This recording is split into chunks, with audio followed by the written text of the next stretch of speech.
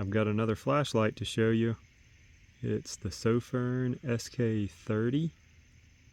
It's powered by 21700. Comes with that clip there. It's got an SFT70 in it. Really good emitter. It throws almost 400 meters, and that is really good. I like something that can really reach out there and you're still able to carry it in the pocket. You've got the Type-C charging port here. Check it out. No side button. Where'd the side button go? It's because they put two on the tail back here. This is pretty cool. And what I like about that is you're not having to reach up here and feel for a button, especially if you've got some gloved hands on, it's winter time, you can't feel that flat button. You don't have to worry about it. When I retrieve this out of the pocket, it's coming out just like this right here, and I've got easy access to these two buttons right here. Let me show you all what they do. We'll go ahead and get that strobe alert out of the way. First one is going to be that button right there, and it gives you instant access to strobe. This button up here is going to be like the main button, and when you turn the light on, it'll come back on in the last mode that it was in. This button then turns into a level selector. So you turn this main light on, that's the mode that I was in, that's the mode that I usually leave it in, and the reason being is because when you're back in the off state and you want to get to turbo, thankfully you have a way to do it. You have a partial press with this, and you just bump it twice. So see how it's just coming on just a little bit? That's just once. I just turn it on just with one simple bump, not all the way. But if you bump it twice, you'll get turbo. And it remembers that it was still in that low mode. So that's the way I've been carrying it. I've been carrying it so that way I have instant access to low, instant access to turbo with a double bump, and then instant access to strobe. I hope you all are following me so far. Now, once you do turn it on, and if you want to change levels, you go ahead and you start mashing that button down here that I was telling you about, and you step it up to whatever level you need. I held down on it too long and it started strobing. So whatever level you need, you get where you need. You saw already, you can hold down on that and you can get back to strobe and it'll stay in it. You have to press your select button again to get out of it, or you could have turned it off. I noticed that it's doing a little flicker at the end there too, after it goes past turbo. Okay, it's just on camera. I'm looking off camera and it's not doing that. So it must be the pulse that you catch when you're watching on camera.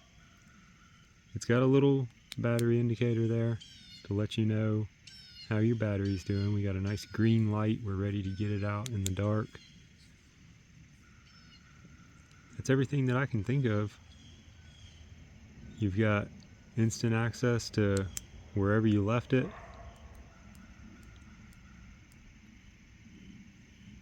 You've got instant access to turbo. With that bump, you can go ahead and turn it on all the way if you need to. Once you do, you can go ahead and you can step it to wherever you need it. And instant access to strobe. I do like that. I like that feature where you can get anywhere you need to be. This is what we're going to be comparing it to tonight. The PD36R. I like this light a lot, and it's just always kind of been like my base point of comparison when I'm dealing with a dual switch 21700 powerful thrower, and I figured it was a pretty fair comparison, so we're going to try these out and see how they do. once it gets dark.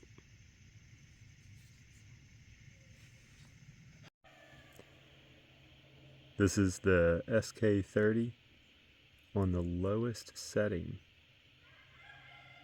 So like I said, when it was daylight hours, you don't want to get this thing out and try to do some reading and not disturb other people really close by, because it's pretty high. So this isn't that light. It's the typical probably 30 lumen on the lowest setting that Sofirn does. So if I had that to change, I would definitely opt for like a 0.1 lumen, do a true sub-lumen moonlight mode. But this is a tactical light, so a lot of people would disagree with me. I just kind of like having that option.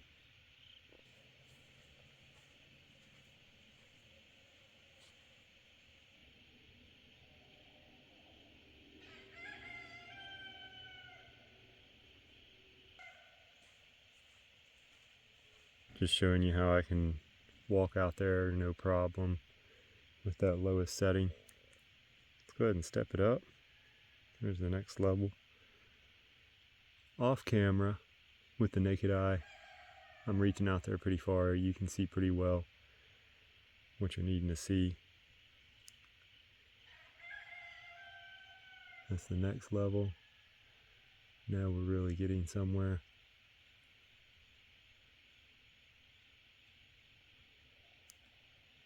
Good bit of throw.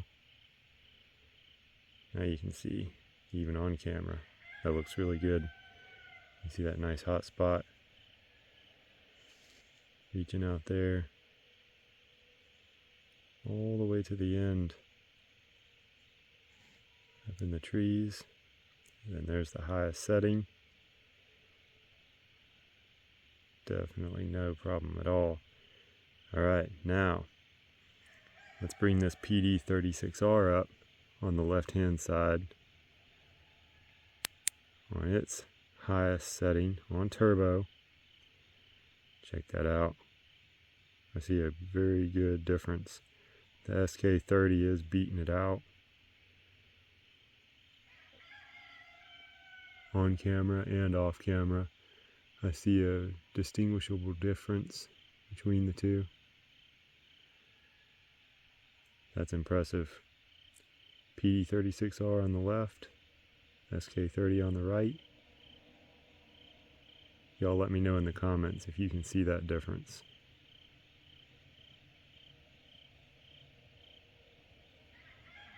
I also appreciate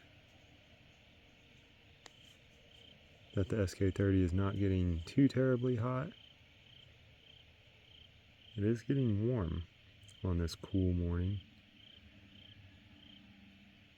So is the PD36R. Haven't noticed any step down yet.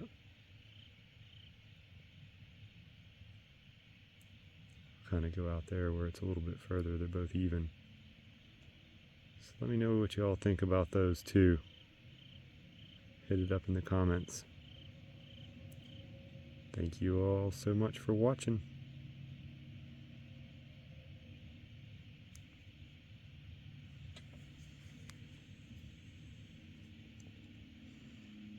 Here they are close up. Comparable in throw and pattern.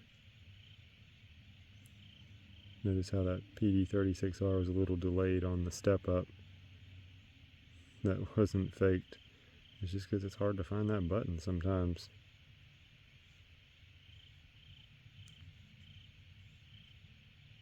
There we go. Got it now. About even.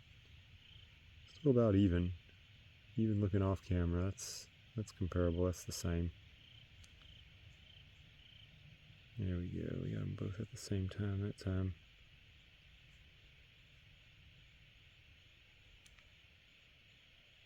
And that's where it loses it again.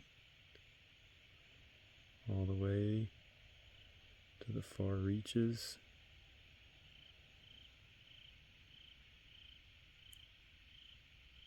Yeah, the PD36R is lighting up that old tractor pretty well, but the SK30 has its area just a good bit brighter. Very cool. Thanks again.